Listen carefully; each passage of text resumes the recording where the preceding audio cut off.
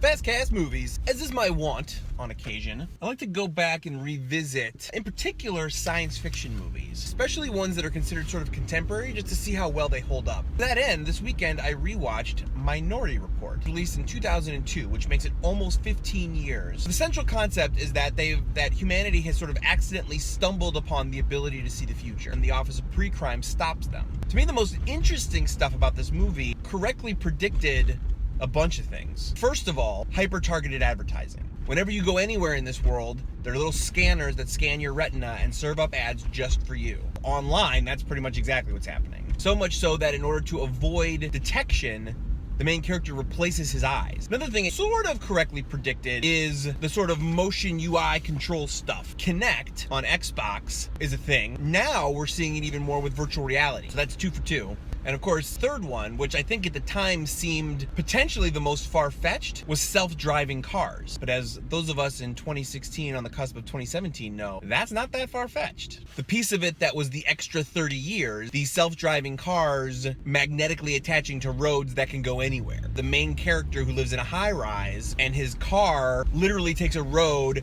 directly up the side of the building and parks in his apartment. That's cool as hell. I'll take that. But all in all, still a pretty enjoyable flick. I mean, the central conflict, if we know what's going to happen and we stop it from happening, is that person still guilty of it? Is, I think, a good question. That's what good science fiction does, is it explores good questions like that. So that's Minority Report. Still a solid movie. Check it out. FastCast movies. See ya.